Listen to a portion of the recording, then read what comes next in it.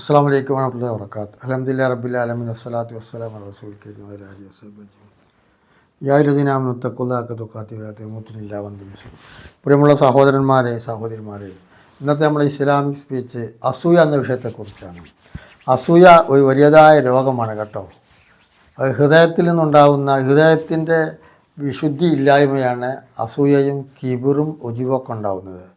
നാവ് കൊണ്ട് ഈബത്ത്, പരദൂഷണം, നമീമത്ത്, ഏഷണി, കളവ് പറയൽ.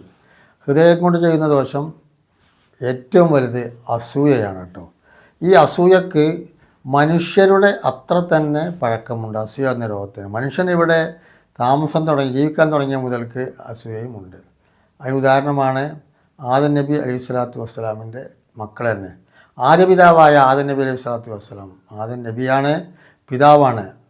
ആദം നബിക്കുണ്ടായിരുന്ന മക്കൾ, ആദ്യത്തെ തൻ്റെ ഭാര്യ ഹവ്വ ഉമ്മ, നമ്മുടെയൊക്കെ വലിയമ്മ, ആദ്യത്തെ പ്രസവത്തിൽ ഒരാണും ഒരു പെണ്ണും, രണ്ടാമത്തെ പ്രസവത്തിൽ ഒരാണും പെണ്ണും, ആദ്യത്തെ പ്രസവത്തിലെ ആണ് രണ്ടാമത്തെ പ്രസവത്തിലെ പെണ്ണിനെയും, രണ്ടാമത്തെ പ്രസവത്തിലത്തെ ആണ് ഒന്നാമത്തെ പ്രസവത്തിലെ പെണ്ണിനെയും വിവാഹം കഴിക്കുന്ന ഒരു ശരീഅത്തായിരുന്നു ഉണ്ടായിരുന്നത്.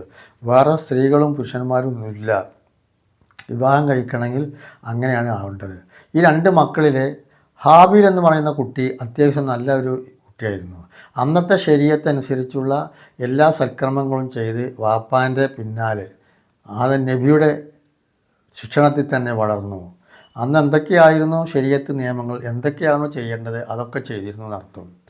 ഹാബീൽ അങ്ങനെയല്ല. ഹാബീൽ അതിൽ നിന്നൊക്കെ ധിക്കരിച്ച് ചെറുപ്പം മുതൽക്ക് തന്നെ അനുസരിക്കാത്ത, സൽക്കർമ്മങ്ങൾ ചെയ്യാത്ത ഒരാളായിരുന്നു.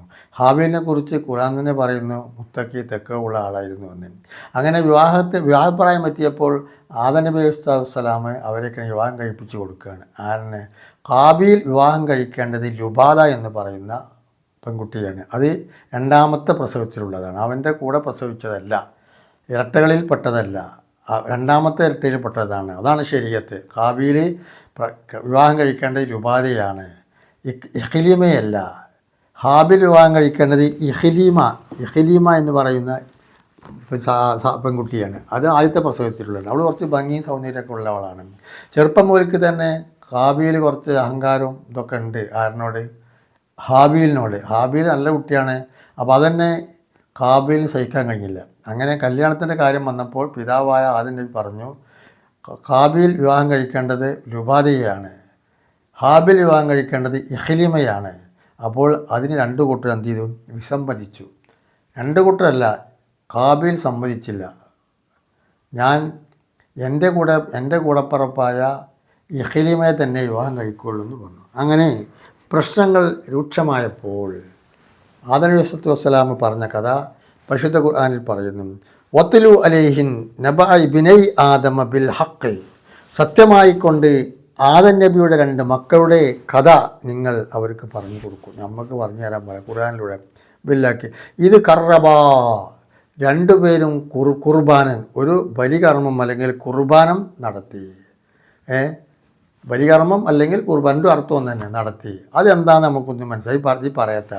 അത് ഹാബീലിൻ്റെ കുർബാന ഒരാട്ടിൻകുട്ടിയായിരുന്നു, ഹാബീലിൻ്റെത് വൈക്കോലായിരുന്നു, പച്ചക്കറി ആയിരുന്നു എന്ന് പറയുന്നത്. രണ്ടും ഇങ്ങനെ കുർബാൻ നടത്താൻ വേണ്ടി വെച്ചിരിക്കുകയാണ്. ഇതിൽ ആരതാണോ അള്ളാഹ് സ്വീകരിക്കുന്നത് അവൻ്റെ വാദം വിജയിക്കും, സ്വീകരിക്കാത്തവൻ്റെ വാദം പരാജയപ്പെടുകയും ചെയ്തു. അങ്ങനെ നടത്തി. ബിൽ ഹക്കീദ് കറബ കുർബാന ഫതുഖബ്ബിൽ മിൻ അഹദിഹിമ, അതിൽ നിന്ന് ഒരാളത് സ്വീകരിച്ചു. പിന്നെ വലം യതഖബ്ബൽ മിനൽ ആഖിരി, രണ്ടാമത്തെ ആളത് സ്വീകരിച്ചതുമില്ല. അപ്പോൾ ആദ്യം സ്വീകരിച്ചത് ഹാബീലിൻ്റെതാണ് സ്വീകരിച്ചത്. ഹാബീലിൻ്റെ ബലി കുർബാൻ എന്താണ്? ഒരാട്ടിൻകുട്ടിയായിരുന്നു.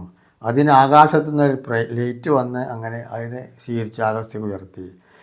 ഹാബീലിൻ്റെത് വയക്കോലോ അല്ലെങ്കിൽ പച്ചക്കറിയോ. അപ്പോൾ അത് സ്വീകരിച്ചതുമില്ല, ഒരുത്തൻ്റെ സ്വീകരിച്ചില്ല. കാല, അപ്പം തന്നെ ആര് പറഞ്ഞു? ഹാബീൽ പറഞ്ഞു ഹാബീലിട്ടുണ്ട് അക്തുൽ അന്നക്ക, അന്നെ ഞാൻ കൊല്ലടാന്ന് പറഞ്ഞു. കാല, അപ്പോൾ ഹാബീൽ പറഞ്ഞു ഇന്നമാ യതഖബ്ബലുല്ലാഹു മിനൽ മുത്തഖീൻ, അള്ളാഹു സ്വീകരിക്കുക ആളെ വലിപ്പവും ചെറുപ്പവും നോക്കിയിട്ടല്ല, മനസ്സ് നോക്കിയിട്ടാണ്. മുത്തക്കികളത് അള്ളാഹു സ്വീകരിക്കും. നീ കുറച്ച് തെക്കുവൊക്കെ ഉണ്ടായി ജീവിച്ചിരിക്കുകയാണെങ്കിൽ വളർന്ന് ജീവിക്കുന്ന ആളാണെങ്കിൽ ചിലപ്പോൾ എൻ്റെ സ്വീകരിക്കുക. അതിന് മനസ്സിലാവുന്നത് ഹാബീൽ ഒരു തെക്കവുള്ള ആളായിരുന്നു, മുത്തക്കിയായിരുന്നു. ഹാബീൽ അതില്ലാത്തൊരാളുമായിരുന്നു. ഹാബീലിൻ്റെ വാദവും തെറ്റാണ്. ശരീഅത്തനുസരിച്ച് ഹാബീലിൻ്റെ കൂടെ പിറന്ന ആ സഹോദരിയെ വിവാഹം കഴിക്കാൻ പാടില്ല. നമ്മൾ സഹോദരിമാരെ പോലെയാണ് അപ്പോൾ ഇന്നമ യതഖബ്ബലു അല്ലാഹു മിനൽ മുത്തഖീൻ, മുത്തക്കികളിൽ മാത്രമേ അല്ലാഹു തആല സ്വീകരിക്കുകയുള്ളൂ എന്ന് പറഞ്ഞു. എന്നിട്ടോ അവനത് സമ്മതിച്ചില്ല. അവന് എന്ത് വന്നാലും വേണ്ടില്ല, അവൻ്റെ അസൂയ സമ്മതിക്കുന്നില്ല. എങ്ങനെയെങ്കിലും ഹാബീലിനെ കൊല്ലണം. കൊല്ലൽ എങ്ങനെയാണെന്ന് ഹാബീലിന് അറിയുകയുമില്ല.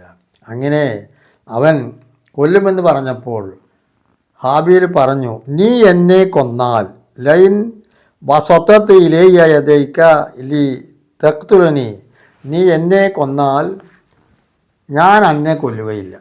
നീ എന്നെ കൊന്നോ, പക്ഷെ ഞാൻ എന്നെ മാ അനബി ബാസിത്തി യദയ്യ ഇലൈക്ക, എൻ്റെ കൈ നിന്നിലേക്ക് നീട്ടുകയില്ല എന്ന് പറഞ്ഞാൽ നീ എന്നെ കൊന്നാൽ ഞാൻ എന്നെ കൊല്ലൂല. കാരണം കൊന്നാൽ തന്നെ ഞാൻ പോയില്ലേ, പിന്നെ എനിക്ക് എന്നെ കൊല്ലാൻ പറ്റൂല, ഞാൻ എന്നെ കൊല്ലൂല. എല്ലാ അക്തുലക്ക ഇന്നി അഹാഫുള്ള റബ്ബൽ ആലമീൻ. ഇതൊക്കെ നിയന്ത്രിക്കുന്നതും കാണുന്നതുമായ ലോക രക്ഷിതാവായ അള്ളാഹുവിനെ ഞാൻ ഭയക്കുന്നു. അതുകൊണ്ട് സഹോദര, നീ എന്നെ കൊന്നോളൂ, ഞാൻ എന്നെ കൊല്ലുകയില്ല. അല്ലാഹു തആല മുത്തക്കി തഖ്വ ഉള്ളത് മാത്രമേ സ്വീകരിക്കുകയുള്ളൂ. നീ മുത്തക്കി അല്ലാത്തത് കൊണ്ടാണ് ഇങ്ങനെ സംഭവിച്ചതെന്ന് അതിൻ്റെ അർത്ഥം ഉണ്ട്. ഇന്നി ഉരീദു അൻ തബഅ ബിസ്മി ഇസ്മിക ഫതകൂന മിൻ അസ്ഹാബിൻ നാർ വദാലിക ജസാഉൽ ആലിമീൻ. എൻ്റെ കുറ്റത്തിനും നിൻ്റെ കുറ്റത്തിനും നീ അർഹനായി തീരുവാൻ ഞാൻ ആഗ്രഹിക്കുന്നു. ഞാൻ ചെയ്ത കുറ്റം എനിക്ക് കിട്ടും, നീ എന്നെ കൊന്ന കുറ്റവും നിനക്ക് കിട്ടും. അങ്ങനെ നീ നരകവാസികൾ ആയിപ്പോവും. അക്രമികൾക്കുള്ള പ്രതിഫലം ഇങ്ങനെ തന്നെയാണ് എന്ന് പറയുന്നുണ്ടായി. അങ്ങനെ അവർ വാദപ്രയോഗം രണ്ടുപേരും കൊണ്ട് നടത്തി. എന്നതിന് ശേഷം ഇപ്പോൾ തൗവഅത്തുലഹു നഫ്സുഹു, കാബീലിൻ്റെ മനസ്സ് ഇവനെ കൊല്ലുന്ന കാര്യത്തിന് വഴങ്ങി. എന്തു വന്നാലും പണ്ടില്ല, തൻ്റെ സഹോദരൻ ഹാബീലിനെ കൊല്ലുക തന്നെ. എന്നിട്ടോ ഫതവഅത്തുൽ നഫ്സു ഖത്തല അഖീഹി, സഹോദരനെ കൊന്നു. ഫഖത്തലഹു ഫഅസ്ബഹ മിനൽ ഖാസിരീൻ, എല്ലാം നഷ്ടപ്പെട്ടവരുടെ കൂട്ടത്തിൽ നമ്മുടെ ഹാബീൽ ആവുകയും ചെയ്തു. ഇപ്പം എന്തുണ്ടായി? ഹാബീലിനെ ബാധിച്ചത് അസൂയയായിരുന്നു, ഭയങ്കരമായ അസൂയ. ഹാബീലിൻ്റെ എല്ലാ വളർച്ചയെയും ഹാബീൽ ഇഷ്ടപ്പെട്ടില്ല. അവൻ നല്ലവനാണ്, സുസമ്മതനാണ്. അപ്പോൾ അതിലുപരിയായിട്ട് ഹാബീലിൻ്റെ കുർബാൻ അല്ലാഹു തആല സ്വീകരിക്കുകയും ചെയ്തു.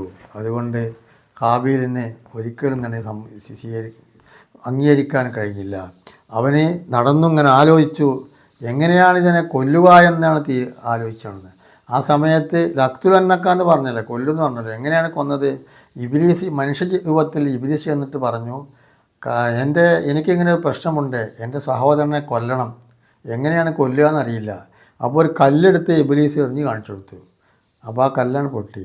ഇതേപോലെ അവൻ കിടക്കുന്ന സമയത്ത് ഒരു കല്ലുകൊണ്ട്, ഒരു പാറക്കല്ല് കൊണ്ട് അവൻ്റെ സഹോദരൻ ഹാബീലിനെ അങ്ങോട്ട് എറിഞ്ഞാൽ അവൻ മരിച്ചു പോയിക്കോളുന്നതാണ്. അതേപോലെ ഹാബീലിനെ തിരഞ്ഞ് നടന്നപ്പോൾ ഹാബീൽ ഒരു മരത്തിൻ്റെ ചുവട്ടിൽ കിടക്കുന്നത് കാണുകയും ഹാബീൽ വലിയൊരു പാറക്കല്ലെടുത്ത് ഹാബീലിനെ എറിഞ്ഞ് ഹാബീലിനെ കൊല്ലുകയും ചെയ്തു. അങ്ങനെ കൊന്നു. അവൻ വലിയ പാവിയായി. അവൻ തന്നെ പിന്നീട് എന്തുവായി? അവന് വസ്ഫമിനൽ ഖാസിരീൻ, ഭയങ്കര നഷ്ടബോധവും കുറ്റബോധവും ഉണ്ടായി. അവൻ വൻ പാവിയായി തീർന്നു. ഇത് നമ്മൾ മനസ്സിലാക്കേണ്ടത്, നഫ്സുൽ തങ്ങൾ പറഞ്ഞു, ലാ തുക്തുലു നഫ്സു ദുൽമൻ ഇല്ലാ കാന അല ഇബ്നി ആദമ അൽ-അവ്വലു കിഫ്ലു മിൻ ദമിഹാ ലിഅന്ന അവ്വലു മൻ സന്നൽ ഖത്ല. ഈ ലോകത്ത് ഇതിനു ശേഷം ഈ ലോകത്ത് ജിഹാദിൻ്റെ മാർഗമല്ലാതെ, ഇപ്പോൾ മുശ്രിക്കുകളും തൗഹീദിനും ശിർക്കും തമ്മിലൊക്കെ ഏറ്റുമുട്ടലുണ്ടാകുമ്പോൾ കൊല്ലപ്പെടും. ആ രൂപത്തിൽ അങ്ങനെ കൊല്ലപ്പെടുന്നവരൊഴിച്ച് ആരെല്ലാം കൊല്ലുന്നുണ്ടോ, എവിടെയൊക്കെ കൊല്ലുന്നുണ്ടോ, ഭാവി ഭൂതം വർത്തമാനം ഇന്നേ വരെ ആര് കൊന്നാലും ആ ഘാതകനിലെ ശിക്ഷയുടെ ഒരു ഭാഗം നമ്മുടെ ഹാബീലിൻ്റെ അക്കൗണ്ടിലേക്ക് ചെല്ലുന്നർത്ഥം. അതാണ് അവൻ എല്ലാം നഷ്ടപ്പെട്ടവനും വലിയതായ തെറ്റും ചെയ്തവൻ. ആരെ കൊന്നാലും ഇന്ന് ഈ കാലഘട്ടത്തിൽ ഒരുത്തനെ കൊന്നു, ഓന് വല്ല ശിക്ഷയൊക്കെ ലഭിക്കുക ഇവിടുന്ന്. എന്നാൽ ഇവന് അള്ളാഹുവിൻ്റെ ഭാഗത്ത് ലഭിക്കേണ്ടുന്ന ശിക്ഷ, ഒരാളെ കൊല്ലുക എന്നുള്ളത് സെബുൽ മൂബിക്കാത്തിൽപ്പെട്ട 7 വന്തോഷങ്ങളിൽപ്പെട്ട ഒന്നാണ്.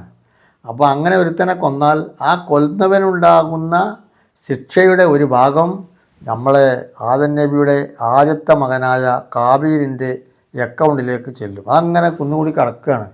അക്കൗണ്ടിലേക്ക് പൈസ വന്ന് കൊണ്ടുപോയി അവൻ്റെ അക്കൗണ്ടിലേക്ക് ആരൊക്കെ എവിടെയൊക്കെ കൊലപാതകം നടത്തുന്നുണ്ടോ അതിൻ്റെയൊക്കെ ശിക്ഷയുടെ ഒരു ഭാഗം കാബീലിന് ചെന്നുകൊണ്ടിരിക്കും. എന്താണ് കാരണം? അസൂയ. സ്വന്തം അനുജനോട് കാണിച്ച അസൂയയുടെയും ക്രൂരതയുടെയും ഫലമാണ്. സാധുവായ അനുജൻ പറഞ്ഞു, ഇന്നമ മുത്തഖീൻ, അല്ലാഹു തആല തെക്കവുള്ളവരതല്ലാതെ വേറെ ആരും സ്വീകരിക്കുകയില്ല. ആ അസൂയ കൊണ്ടും എല്ലാ നിലക്കും ഇവനെ കൊന്നു. അങ്ങനെ ആ കൊന്നതിൻ്റെ ഫലമായിട്ട് അവൻ്റെ അക്കൗണ്ടിലേക്ക് ഇന്ന് ആരൊക്കെ അന്നഹു ഔവല മൻ സന്നൽ ഖത്ല എന്ന കൊലപാതകം ഇവിടെ ആദ്യമായിട്ട് ചെയ്തത്, നടപ്പിലാക്കിയത് ആരാണ്? കാബീലാണ്. അവൻ്റെ അതിലേക്ക് ചെന്നുകൊണ്ടേ ഇരിക്കും. മനസ്സിലാക്കുക കേട്ടോ.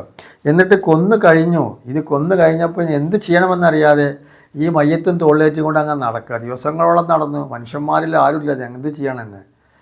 കൊല്ലാൻ പഠിപ്പിച്ചത് ആരാണ്? ഇബ്ലീസ്. കൊല്ലാൻ ആദ്യമായിട്ട് ഒരു മനുഷ്യനെ കൊല്ലാൻ എന്താണ് ഉപയോഗിക്കേണ്ടത്? അന്നത്തെ മീഡിയാസ് അത് മാത്രമാണ്.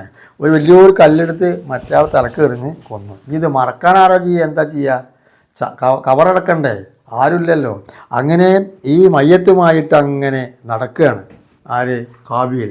അപ്പോൾ ഇതും പഠിപ്പിച്ചു കൊടുക്കണമല്ലോ. അപ്പോൾ അല്ലാഹു തആല ഫബഅസല്ലാഹു ഉറാബൻ, ഒരു കാക്കയെ അല്ലാഹു തആല അയച്ചു. യബ്സുഫിൽ അർളി, ഭൂമിയിൽ ഇങ്ങനെ മാന്തി. യുരിയഹു, ഈ കാബീൽ കാണാൻ വേണ്ടിയിട്ട്, കൈഫ യുവാരി സൗവത്താഹി, എൻ്റെ സഹോദരൻ്റെ മയ്യത്ത്, ഈ ജഡം എങ്ങനെയാണ് മറക്കേണ്ടത് എന്ന് കാബീലിന് കാണിച്ചു കൊടുക്കാൻ വേണ്ടി അല്ലാഹു തആല ഒരു കാക്കയെ അയച്ച് മണ്ണിങ്ങനെ മാന്തി. അപ്പം തന്നെ മൂപ്പർക്ക് ബോധം വന്നു. കാല യാ വൈലത്ത അജസ്തു അൻ അകൂന മിസ്ല ഹാദൽ ഉറാബ്, ഈ കാക്കയെപ്പോലും കാക്കക്ക് കഴിവുണ്ട്. കാക്കക്ക് ഇങ്ങനെ കാണിച്ചെന്ന പോലെ ഞാൻ അശക്തനായല്ലോ, എനിക്ക് ഈ കാര്യത്തിൽ ഞാൻ അശക്തനായല്ലോ, എന്തൊരു നാശമാണ് എന്ന് പറഞ്ഞു. അപ്പോൾ ഇതിൽ ഒരു കാക്കയല്ല, ഖുറാനിൽ പറയുന്ന ഒരു ഉറാബിനെ അയച്ചു എന്നാണ്. 2 കാക്കകൾ വന്ന് കൊത്തുകൂടി ഒരു കാക്ക ചത്തപ്പോൾ ആദ്യം ജീവിച്ചിരിക്കുന്ന കാക്ക കുഴി മാന്തി അതിലേക്ക് കാക്ക ഇട്ടിട്ട് മണ്ണ് മാറുന്ന കണ്ടപ്പോൾ യാ വൈലത്ത, ഈ കാക്കയുടെ ബുദ്ധി എനിക്ക് തോന്നിയില്ല. കാരണം ഞാൻ എൻ്റെ സഹോദരനെ കൊന്നിട്ട് എങ്ങനെ മറക്കണമെന്നറിയാതെ തോളിലേറ്റി നടക്കുകയാണ്. ഈ കാക്കയ്ക്ക് പെട്ടെന്ന് അങ്ങനത്തെ ഒരു ബുദ്ധി തോന്നി. അഥവാ അല്ലാഹു തആല അറിയിച്ചു കൊടുത്തു. അല്ലാഹു തആല അറിയിച്ചു കൊടുത്തു. യാ വൈലത്ത അജസ്നകുന മിസ്ല ഹാദൽ ഖുറാൻ ഫവാരി സൗവത്തഹി, എൻ്റെ സഹോദരൻ്റെ മയ്യത്ത് എങ്ങനെയാണ് ഞാൻ മറക്കേണ്ടതെന്ന് എനിക്ക് അറിഞ്ഞിരുന്നില്ലല്ലോ. ഫസ്വാമിനൽ നാദിമീൻ, അങ്ങനെ അദ്ദേഹം ഖേദിക്കുന്നവരുടെ കൂട്ടത്തിൽ പെട്ടുപോയി. ഇവിടെ മനസ്സിലാക്കേണ്ടത് എന്തെന്ന് വെച്ചാൽ, കബറടക്കാൻ ആദ്യമായി പഠിപ്പിച്ചത് അല്ലാഹു തആല കാക്കയെ കൊണ്ടാണ് മനുഷ്യ സമൂഹത്തിന്.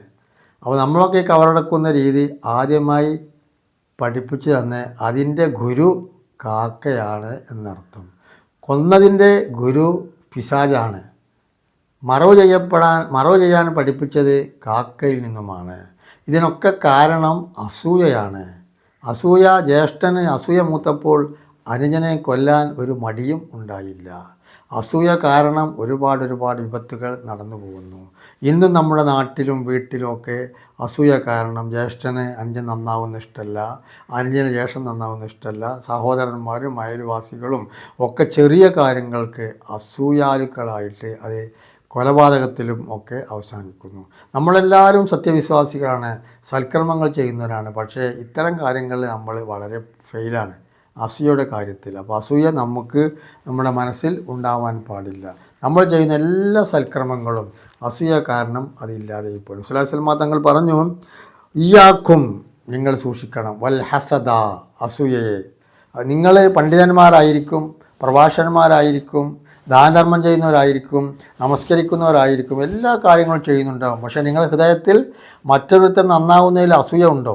ജ്യേഷ്ഠന് അനുജൻ നന്നാവുന്നതിലും അതുപോലെ അയൽവാസികളും തമ്മിൽ ഞങ്ങൾക്ക് അല്ലെങ്കിൽ അസൂയ ഉണ്ടെങ്കിൽ നിങ്ങൾ ചെയ്യുന്ന എല്ലാ സൽക്രമങ്ങളും ബാത്തിലായി പോകും കേട്ടോ. ഇയാക്കും ഹസദ, അസൂയ നിങ്ങൾ സൂക്ഷിക്കുക. ഫൈനൽ ഹസദ യൗക്കുൽ ഹസനാത്തി, അസൂയ എന്ന് പറയുന്നത് സൽക്രമങ്ങളെ തിന്ന് നശിപ്പിക്കുക. ഏതുപോലെ കമാ തെക്കുലുൻ നാറുൽ ഹത്തബ, ഹത്തബ പറഞ്ഞ വിറക്, തീയെ വിറകിനെ കത്തിങ്ങനെ കരിച്ചു കളയുന്നത് പോലെ നമ്മൾ ചെയ്യുന്ന എല്ലാ സൽക്രമങ്ങളും നമ്മുടെ മനസ്സിൽ അസൂയ ഉണ്ടെങ്കിൽ അതിങ്ങനെ തീയെ ആ വിറകിനെ തിന്നുന്നത് പോലെ അസൂയ സൽക്കർമ്മങ്ങളെ അങ്ങനെ തിന്നുകൊണ്ടിരിക്കും. അവസാനമായി നമ്മുടെ കണക്ക് നോക്കുമ്പോൾ നമുക്കൊരു ഫലവും ഉണ്ടായിരിക്കുകയില്ല. അതാണ് അസൂയയുടെ പ്രത്യാഘാതം. അസൂയ എന്ന് പറയുന്ന അം യഹ്സദൂന നാസ അലാ മാ അതാമുല്ലാഹു മിൻ ഫദ്ലിഹി, നിങ്ങൾ അള്ളാഹു നൽകിയ ശ്രേഷ്ഠതയെക്കുറിച്ച് നിങ്ങൾ അസൂയപ്പെടുന്നവരാണോ? മിൻ ഷർരി ഹാസിദിൻ ഇദാ ഹസദ് ഖുൽ അഊദു ബിറബ്ബിൽ ഫലക് മിൻ ഷർരി മാ ഖലഖ് വമിൻ ഷർരി ഗാസിഖിൻ ഇദാ വഖബ വമിൻ ഷർരി നഫ്ഫാസാത്തി ഫിൽ ഉഖദി വമിൻ ഷർരി ഹാസിദിൻ ഇദാ ഹസദ്. ഒരുപാട് കാര്യങ്ങൾ പറഞ്ഞിട്ട് അള്ളാഹു പറയുന്നു, അസൂയാലുക്കളുടെ അസൂയയിൽ നിന്നും എന്നെ രക്ഷപ്പെടുത്തണേ തമ്പുരാനെ. എനിക്കെതിരെ ആരെങ്കിലും അസൂയാലുക്കൾ ഉണ്ടെങ്കിൽ, അവരെനിക്ക് എൻ്റെ കാര്യത്തിൽ അസൂയപ്പെടുന്നുണ്ടെങ്കിൽ ആ അസൂയാലുക്കളുടെ അസൂയയിൽ നിന്നും അവൻ്റെ എല്ലാ ഷെറിൽ നിന്നും രക്ഷപ്പെടുത്തണേ എന്നുള്ള പ്രാർത്ഥനയാണ് പരിശുദ്ധ ഖുർആനിൽ ഫലക്ക് എന്ന സൂറത്ത്. ആ ഫലക്ക് സൂറത്ത് ഓതി നിങ്ങൾ പതിവാക്കിയാൽ അസൂയക്കാരൻ്റെ അസൂയ നമ്മളെ ബാധിക്കുകയില്ല, ഏഷണിക്കാരൻ്റെ ഏഷണി നമ്മളെ ബാധിക്കുകയില്ല, അതിലുപരിയായിട്ട് സാഹിര്യങ്ങളുടെ സിഹറും ബാധിക്കുകയില്ല. അതുകൊണ്ട് അത് പതിവാക്കുക, എല്ലാ അസൂയത്തൊട്ടും വിട്ടു നിൽക്കുക. അല്ലാഹു തആല പലർക്കും പല ഗുണങ്ങളും നൽകും. അറിവ് നൽകും, വിദ്യാഭ്യാസം നൽകും, സമ്പത്ത് നൽകും, സ്ഥാനമാനങ്ങൾ നൽകും. ഇതിലൊന്നും പരസ്പരം അസൂയ പുലർത്തരുത്. എനിക്ക് മാത്രം നന്നായാൽ മതി, മറ്റൊരുത്തൻ നന്നാവരുത്. വിദ്യാഭ്യാസം കൊണ്ട് ഞാൻ നന്നാവണം, അറിവ് കൊണ്ട് ഞാൻ നന്നാവണം, സമ്പത്ത് കൊണ്ട് ഞാൻ നന്നാവണം, സ്ഥാനമാനങ്ങളോ എനിക്ക് മാത്രം മതി, അവൻ എൻ്റെ അനുജനാവട്ടെ മറ്റോരാവട്ടെ അവൻ ഒരിക്കലും വളരാൻ പാടില്ല എന്നുള്ള അസൂയ നമുക്കുണ്ടായിട്ട് നമ്മൾ സൽക്കർമ്മങ്ങൾ ചെയ്തിട്ട് കാര്യമില്ല, ഹജ്ജ് ചെയ്തിട്ട് കാര്യമില്ല, ഉംറ ചെയ്തിട്ട് കാര്യമില്ല. അതൊക്കെ കത്തിക്കൊണ്ടിരിക്കുന്ന തീയിലേക്ക് വിറക് വച്ചാൽ ആ വിറകിനെ ആ തീ തിന്നുന്നത് പോലെ, കത്തിച്ച് നശിപ്പിച്ച് കളയുന്നത് പോലെ നമ്മുടെ എല്ലാ സൽക്കർമ്മങ്ങളെയും അസൂയ തിന്ന് കളയും. അതുകൊണ്ട് അല്ലാഹു തആല അസൂയത്തൊട്ട് അത്തരത്തിലുള്ള സ്വഭാവ രീതി നമ്മൾക്ക് ഉണ്ടാവാൻ പാടില്ല. ഉള്ളവർ നമ്മളെ സംബന്ധിച്ച് ആർക്കെങ്കിലും നമ്മളെ സംബന്ധിച്ച് അസൂയ ഉണ്ടെങ്കിൽ അവരുടെ അസൂയത്തൊട്ട് അള്ളാഹു നമ്മളെ കാത്തുരക്ഷിക്കുമാറാവട്ടെ. വാഹിർ ദഅവാന അൽഹംദുലില്ലാഹി റബ്ബിൽ ആലമീൻ. നിങ്ങൾ ഇഷ്ടപ്പെട്ടാൽ നിങ്ങൾ ലൈക്ക് ചെയ്യുക, ഷെയർ ചെയ്യുക. ഇതുകൊണ്ട് ഈ എപ്പിസോഡ്, ഈ ചരിത്രം കേട്ടിട്ട് ഒരാളുടെയും മനസ്സ് മാറിയാൽ, ഞാൻ അസൂയ വെക്കുന്നുണ്ട്, എനിക്ക് അസൂയുണ്ട്, ഒരാളെ മനസ്സ് മാറിയാൽ അവന് വൻ വിജയം കിട്ടും. അതോടൊപ്പം ഈ പറഞ്ഞു തന്ന എനിക്കും എന്തെങ്കിലും അതുകൊണ്ടുള്ള ഉപകാരം, കൂലി അള്ളാഹുവിൻ്റെ ഭാഗത്ത് നിന്ന് ലഭിക്കും. ദീന് നസീഹത്താണ്, എപ്പോഴും ഉപദേശിക്കലാണ്, പരസ്പരം ഗുണകാംക്ഷയാണ് ദീൻ എന്ന് പറയുന്നത്. അതുകൊണ്ട് നിങ്ങളിത് ഷെയർ ചെയ്യുക. അസൂയ എന്ന് പറയുന്ന മഹാവിപത്തിനെ തൊട്ട് അള്ളാഹു കാത്ത് രക്ഷിക്കുമാറാവട്ടെ. വാഹിർ ദഅവാന അൽഹംദുലില്ലാഹി റബ്ബിൽ ആലമീൻ. അസ്സലാമു അലൈക്കും വറഹ്മത്തുള്ളാഹി വബറകാതുഹു.